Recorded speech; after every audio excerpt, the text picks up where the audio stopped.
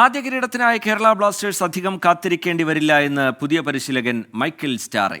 മികച്ച രീതിയിലായിരുന്നു തയ്യാറെടുപ്പുകളെന്നും കൊച്ചിയിലെ ആരാധകർക്ക് മുന്നിൽ കളിക്കാൻ കാത്തിരിക്കുകയാണെന്നും സ്റ്റാറെ പറഞ്ഞു. കൊച്ചിയിൽ നടന്ന ISL മീഡിയ ഡേയിൽ കേരള ബ്ലാസ്റ്റേഴ്സ് ഉൾപ്പെടെ 6 ടീമുകൾ പങ്കെടുത്തു.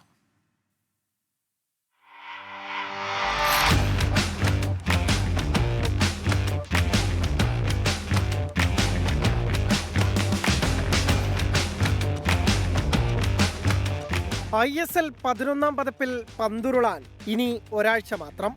ഇന്ത്യൻ ഫുട്ബോളിന്റെ രാജാക്കന്മാരാകാനുള്ള പോരാട്ടത്തിനായി അവസാനവട്ട തയ്യാറെടുപ്പിലാണ് ടീമുകൾ. കഴിഞ്ഞ കാലങ്ങളിലെ വീഴ്ചകളിൽ നിന്ന് പാഠം ഉൾക്കൊണ്ട ഇത്തവണ ഏറ്റവും മികച്ച രീതിയിൽ കളിക്കാനാകുമെന്ന കേരള ബ്ലാസ്റ്റേഴ്സിന്റെ പുതിയ പരിശീലകൻ Michael Stahre. We have high expectations. I know the record from the previous season, and hopefully we can perform better this season. It's a competitive league, many good teams. It's a fine line between winning and losing, but of course we have high expectations, and of course we are still waiting for the trophy. Bengaluru FC പരിശീലകൻ ജൊറാഡ് Zaragoza കൂടുതൽ നേരിട്ടത് കേരള ബ്ലാസ്റ്റേഴ്സുമായുള്ള ചിരവൈരത്തെക്കുറിച്ചുള്ള ചോദ്യങ്ങൾ.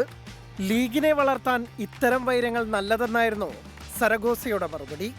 നിലവിലെ ചാമ്പ്യന്മാരായ Mumbai city FC, Chennaiyin FC, Hyderabad FC Goa ടീമുകളും കൊച്ചി ആദ്യമായി വേദിയായ ISL media ഡേയുടെ ഭാഗമായി.